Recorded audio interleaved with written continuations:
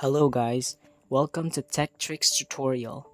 In this video, I will show you how to save a YouTube Shorts video to watch later. So let's get started. Now first of all, you're gonna want to find the video that you want to save to watch later. So let's just go ahead and go to Shorts, YouTube Shorts. What's the cheapest dish and what's find a random video to use as an example. So let's just use this one.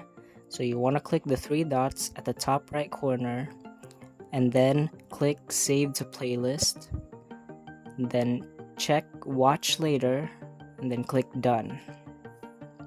And that's pretty much it.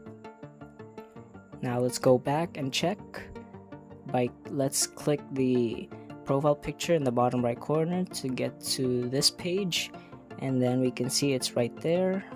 Thank you for watching this video. If you found this video useful, please consider liking the video and subscribing to the channel.